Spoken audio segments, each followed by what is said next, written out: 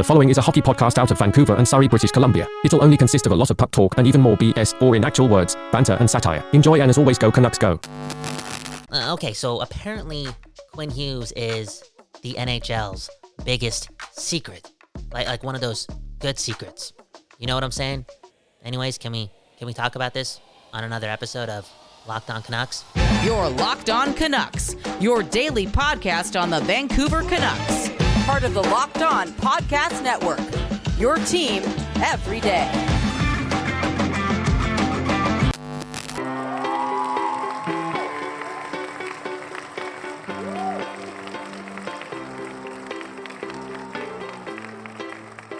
Welcome to another episode of Locked On Canucks. My name is Kyle Bhawan, that's Kyle Bhawan, but more importantly, this show right here is the show that gives you your Canucks every day.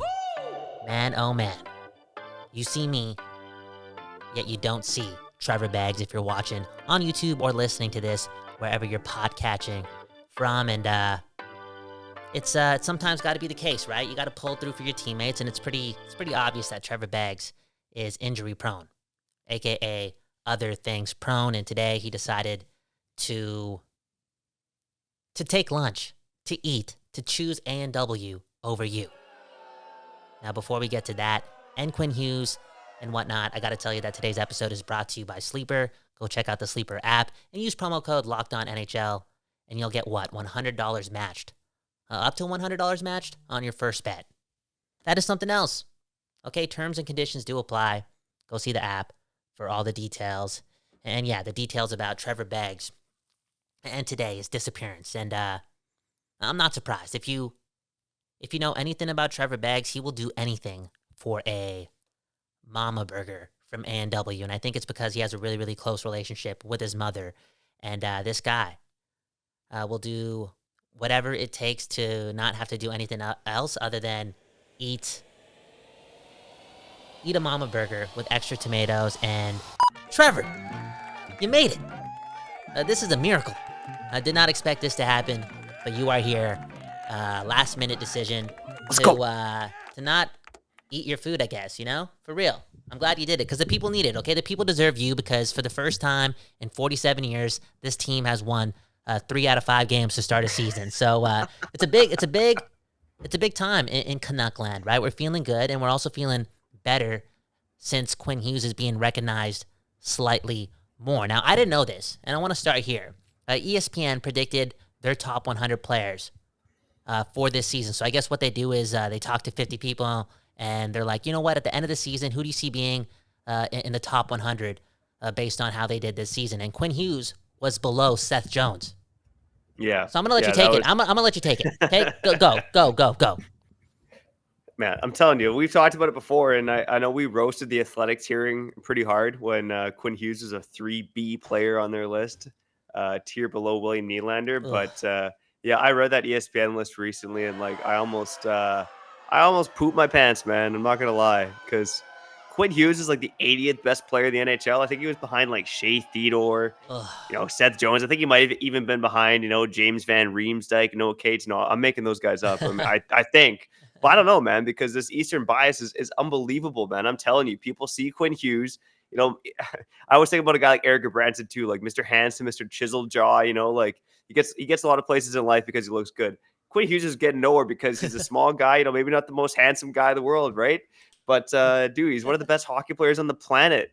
And these Eastern people with their blinders on past 10 p.m. have no idea how good this guy is. I'm telling you, and I've said it before. We said it on Friday's show. Shout out to the Everydayers. They know this.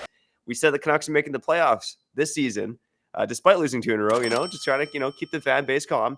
And a lot of it's because of Quinn Hughes and Elias Pettersson. These two look primed to be. We said it needed to happen, right? But these two look primed now early on to be not even 2 of the best players at their positions in the league this season, but just 2 of the best players in the league. Yeah. And we're not just talking, top 80 or top 50. I'm talking top 15. Yeah. Hughes and Pettersson will both be top 15, maybe even top 10 this season. Top 10, there's a lot of good players in the NHL, so I don't want to be too bullish, but hey, it's Locked On Canucks, your team every day, home with the West Coast bias. Yeah, Pettersson and Hughes, top 15, maybe even both top 10 players in the NHL this season. Oh, of course, man. And Quinn Hughes has been top 15, top 20 for a couple years now. It's just the truth. And I know it's because we watch all the games, and I know it's also not happening for him in these power ranking systems. And don't get me wrong, do these lists matter? No, they don't. But to diehard sports fans like us, and especially loyal sports fans like us, they do, because Quinn Hughes, a good guy, deserves the best. Our captain, a good captain. Dude, of course we want this guy to be put on a pedestal, especially if he deserves it for his individual talent. And again, he's been that top-end guy for a couple years now. That being said, wins will get you there. Will keep you there. That being said, I know I'm pulling out that card a lot. I think it's a good thing that this guy got disrespected. I think it's a great thing because he's one of those guys. Remember that Tom Brady quote that was circling around the internet over the last couple of weeks about how he would use anger and disgust / he would use doubt from others to really help push him to get to other levels? Quinn Hughes, a hyper-competitive guy, the captain, wants the pressure, wants the smoke, and he wants to prove all these people wrong. And those people who are wrong, they're partially wrong because they're going to sleep, like you said. I know the Canucks aren't must-watch, especially based on their wins and losses. Not a really compelling team when it comes to drawing up storylines for playoff matchups and rivalries and for what really matters. But if you're in the East, and you chose to fall asleep / not even pay attention to the Canucks, even though they had 2 of the top 20 players in hockey over the last couple of years, dude, you're not doing any good for the game. Okay, Pat McAfee just what? He told all of America, yo, hockey is awesome. And what if somebody followed that lead, went on that list, and was like, yo, they'd scroll past Quinn Hughes and you know what? I'm going to watch Seth Jones. Man. That's going to, when Quinn Hughes plays such a perfect and clean game and also is extremely exciting. Who there's not a lot of players that can do what he does with the puck on his stick in the defensive zone, and that's twirl around and get to do whatever he wants. He's one of those players who dictates the game, changes the pace of the game, and I know the Canucks haven't won a lot of games over the last 2 years, but I would say 70% of the reason they've won any games in the last 2 years is because of Quinn Hughes. For real. Yeah, and I think it's going to be similar this season. There was one crazy stat after the Florida game that I heard on the radio driving in this morning. And I think one analytics site had Quinn Hughes having the puck on his stick for 3 minutes in that Florida game.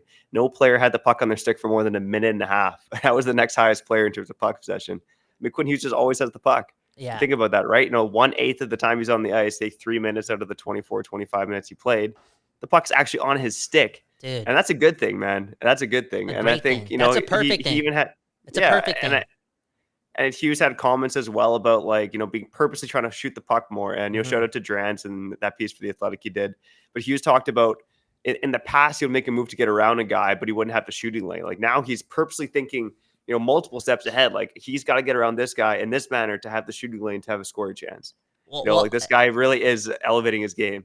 Yeah, he's super intelligent, and he's taking the extra step because I think he's aware that he doesn't have the hardest shot. He also has options in the hands of Besser, Miller, and more notably Pettersson to dish the puck off to again generate a better scoring chance based on the quality of their shot. So he's going to do the most to put himself in a position where he doesn't have to shoot from the point all the time. And he's too good of a skater. So again, I'm going to say it. He is one of those players. There's probably 5 players in the league, at most maybe 5, that can do whatever he wants. Quinn Hughes can do whatever he wants.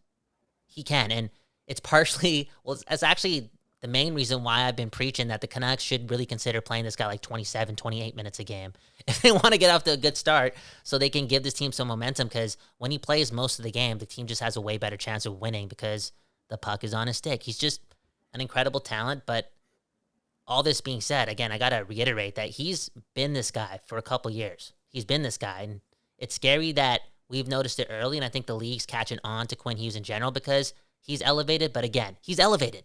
He's better than we expected, which is cool.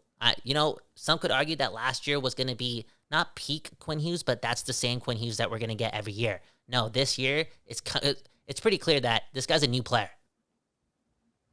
Yeah, 100%. Here's one thing I wanted to throw out quickly, before we get to the other side here on Locked On Canucks. And Kyle, thanks for letting me in the lobby, man. Always good to talk hockey with you and to you listening as well. It's what I love to do.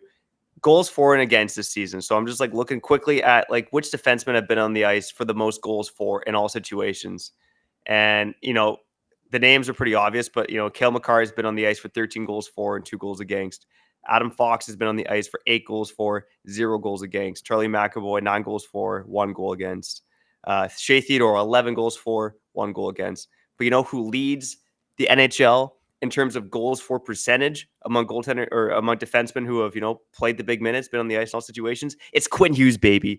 And a goals for percentage of 92.3%. He has been on the ice for 12 goals scored and 1 goal against. That is what's happening when Quinn Hughes is on the ice for your Vancouver Canucks. No defenseman has been as good as in the league as that through the first few games of the season. Quinn Hughes, man, I'm telling you, the Norris ballot, we're going to do an episode on it. I'm sure it's been a big, heavy Quinn Hughes episode, but we're going to have an episode one to entitled like Quinn Hughes is winning the Norris this year. Oh, yeah, sometime in April, sometime in February, we're going to drop sometime that episode. In November, maybe. No, it's good, man. The guy's just, he's a gamer. I think the captaincy has done a lot for him, too. He's a super accountable dude. He wants to, again, elevate and get better. And I also think not just having the list go against him, right? This power ranking system that the Eastern bias has built that's completely ignored Quinn Hughes' abilities. I don't think that just pisses him off and motivates him. I think as much love as he does have for his brothers, he doesn't want to lose to his younger brothers. Like, for real. Like, he wants to will this team into a position where they're also competing in games that matter, and that's the playoffs. And keynote on willing this team to the playoffs. I think Quinn Hughes is that good. And his job is a lot easier when Pettersson's trying to do the same thing. They're just built differently. They're built differently. So you have 2 guys on this team who want to prove to the rest of the league that they're amongst the best, and they clearly know it, that they're only going to get recognized for that, not just based on their individual skills, but team success and making winning matter again in Vancouver. Make winning matter again in Vancouver. And Kyle, I say on your agenda here that in segment 3, we want to end off talking a little Elias Pettersson. So let's talk about it. Maybe who's more valuable to the Canucks? Who's got the better beard? I don't know what you want to talk about. But before we do that, I got to tell you, okay? Passion, drive, and patience. That's what brings home the winning trophy, and it's also what keeps your ride or die alive. eBay Motors has everything you need to maintain your vehicle and level it up to peak performance. From superchargers, roof racks, exhaust kits, LED headlights, and more.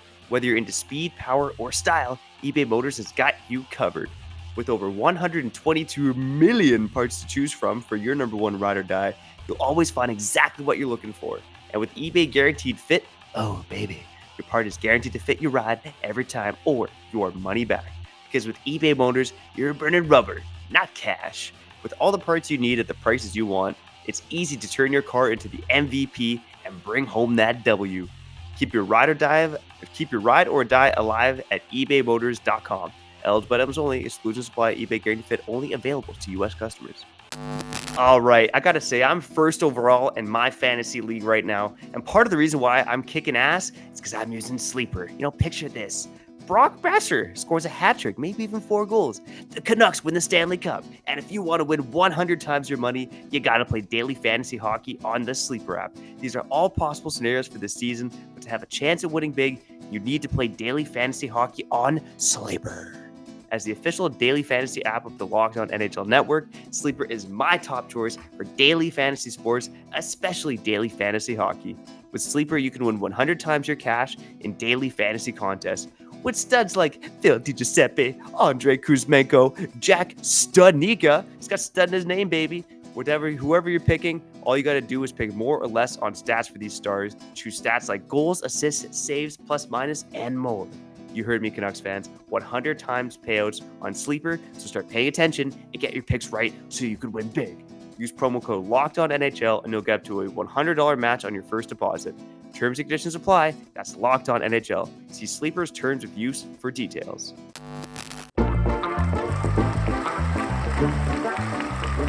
Okay. We're back on another episode of Locked On Canucks. My name's Kyle Bhawan, joined by Trevor Beggs. That, again, came out of nowhere. And got to brief you, right? This is a bonus episode now. We're trying to get this up ASAP. We'll go back to regular programming for the rest of the week. But we're going to do what we have to do on this episode of Locked On Canucks, and that's just spend a lot of time talking about Quinn Hughes. I noticed something, too. This is how much I appreciate Quinn Hughes. He's one of those players, and I told the people earlier, I'm biased Vancouver. I'm full West Coast bias. I'm also full Hockey Canada bias when it comes to watching those games, right? Best on best. Quinn Hughes is definitely one of those guys that, A, scares me about Team USA. It's just the truth. That's how good he is. Keep in mind, I know we got McDavid on our team, when we're talking about this type of tournament. I'm still scared of the Team USA because of their depth and Quinn Hughes. And Quinn Hughes, I appreciate the guy so much that I'm partially an American now. I'm partially an American because of Quinn Hughes. Well, not even that. Like, we did an episode on it, right? The Vancouver Canucks are America's team. This is one of the most American-heavy lineups in the NHL. And if you were to put a rating system on it in terms of the importance of American players on the team, I would say the Canucks are the most American team in the NHL with Miller, Besser, Hughes, Demko. I mean, like, look, so many of the key players on the team are American. Yeah. And even in terms of like the salary committed, like I should look at that too. You know, Garland and Myers, like those are Americans. I know I got some comments about Myers being Canadian, but he was born in the States. Okay. America, you can have him. But yeah, I mean, this is a very American heavy team to your point, Kyle. Yeah, man. And Quinn Hughes, again, scaring me, man, about when the tournament does come back. It's going to be hard to beat Team USA, especially when, again, Quinn Hughes is playing 30 minutes a game. It's also going to be hard to play Pettersson and Team Sweden, and he talked about the Olympics as well during that conversation on the boat with Elliot Friedman. I'm so glad we got the other Friedman on our team, because you know what I'm saying, bro? Like, Elliot Friedman should be grateful that, what's his name, Mark Friedman is now on our team, because now we can lighten up to, welcoming a Friedman like Elliot with more open arms, because he's been pissing me off lately, okay? It's just the truth. Well, here's the thing. I mean, Elliot Friedman's been on the record saying that Jack Rathbone is like one of the players he cheers for. Now the Canucks traded him away for his name nemesis potentially. So, I'd love to see his little Mark Friedman, Elliot Friedman, like UFC, like a little battle royale. Let's go. Let's get these guys in the ring, man. One love to Friedman, man, even though he hates the city. Anyways, that conversation happened, and I don't know if you caught it, but Pettersson talked about how he teared up when he saw Messi win a World Cup. Again, we spent 20 minutes talking about Quinn Hughes and the type of main character he is. When you hear quotes like that from Pettersson, it just, again, doesn't it get you excited for watching him play in blue and green in games that do matter? Yeah, and I'll give Elliot Friedman a quick shout out here because I think Elliot Friedman teed this up pretty well. His intro to that question was talking about, Elliot basically said something along the lines of, Vancouver's never won a cup in 50 plus years. Mm-hmm. Maybe he was chirping us slightly, but then he went on to say, I've thought about how cool it would be to bring that city their first cup and to be a part of it. And I think that's what got Pettersson emotional in his response, right?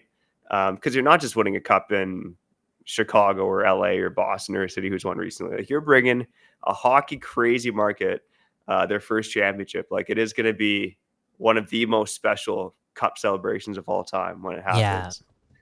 Especially what the city's been through in terms of the riots and everything, not to go down that rabbit hole, but it's just like so much hockey madness in this market, so much negativity. Like, it will be, like, to me, and I'm biased, one of the coolest stories in sports, and the Canucks can actually bring it home. And it's a lot easier if they keep Pettersson. They keep him around, man. You need that. You need dogs like Quinn Hughes and Pettersson to make things easier in a world where you need so much luck to go your way. But when you have two players on the same team that are at that level of pedigree, I don't know if that even makes any sense. It's just, again, how do you not assume that good things are going to happen? So much so that through 5 games, again, we're 3-2, 3-2, good start. Possibly it's happening here. We're getting what we've been dreaming of right now, right? Again, 3-2. I think it's also quite clear that both those guys have taken another step, which is crazy to see. It's always like fascinating to see those two guys get better. And when they get better, how can you not just guarantee that the Canucks are going to make the playoffs? Like, these guys are just on other levels, and they play two of the most important positions in the game. Yeah, I think one of the cool things about Pettersson and Hughes as well is that I think they both have chips on their shoulders. Mm-hmm. Like, we talked about Hughes having a chip on his shoulder. I think they both got chips on their shoulders, right? And it's not rocket science or a bold take, but I mean, Pettersson gets drafted. He's considered slight, not strong, undersized. He hears about that constantly through his rookie season. It bugged him clearly in the media. Mm-hmm. Then Hughes is a similar story, right? He's another slight guy, small guy, can only play offense, can't play defense. It's like both these guys have been miscast because of their appearance, for lack of a better term, right? Yeah. And honestly, I think these are two guys that, like, anyone could root for. Not that I really want people on the Canucks bandwagon, like, go cheer for your own team, Mm-hmm. But these are two guys that are easy to cheer for. Again, it's, I think guys like you and me can relate, right? Maybe we're like Slater guys, maybe we've been a bit underrated, miscast. People look at us, they hear the voices, they see us on the cameras, like, I don't know about these guys. Holy dude. So I think we can relate, man. We can relate. Yo, you do have a chip on your shoulder, man. I read that little post from that like Chinatown, Vancouver podcast thing that they thought. And Trevor Beggs was like, "Our goal is to make the best Canucks podcast of all time." It's like, wow, dude, that's a lot of pressure. But I'm up for it, man. Why not, man? Just have some fun, man. With the people, the city, the West Coast, the best coast, talking hockey and assuming the best. And I have no, I don't have a doubt in my mind that the Canucks are going to make the playoffs. Again, those two are just leveled up. And a lot of what they want to do and what they want to prove, they know it too stems from delivering team success. So they're going to make it happen. Again, using the word willing to do it and being accountable for it, it's cool saying those things out loud because we've seen it in the past with different sports and different teams. Again, athletes, those type of athletes can actually do the unstoppable, and that's, impossible, and that's create confidence, make players around them play better. And how do they do that? They will their teams to victories early on, and it's just easier. It's just easier to believe that maybe we can do it with those guys at the top. Anyways, we're just rambling now. Didn't really plan for this episode. Boom, bam, have to do it right every day. That's what we promise. And Beggsy, I'm happy that you joined me last minute. Let's get this episode up and I'll get back to regular programming tomorrow. Yeah, seriously. A not so subtle. It's like the opposite of a shout out to my work. I mean, I was about to hop in and record with Kyle, and then boom, I got called into a meeting for 3 hours, man. Unbelievable stuff. Yeah. But anyways, man, I'm happy to be here chatting hockey with you. Back to regularly scheduled programming tomorrow. Two things I want to touch on tomorrow's episode. We'll preview a bit of that Canucks-Nashville game. I wanted to kickstart a series called the Canucks Weekly Power Rankings. So this is going to look at, every week, like who are the best 5 Canucks of the week. And then we want to do an aggregate ranking heading on to the end of the season. Also want to look at the Abbotsford Canucks, do an Abbey Canucks report because they played 2 games on Friday night and Saturday night. And a lot happened in those games. So we're going to touch on both those things, all 3 of those things in tomorrow's episode of Locked On Canucks. But for now, I'm Trevor Beggs, that guy's Kyle Bhawan, and you've been listening to Locked On Canucks.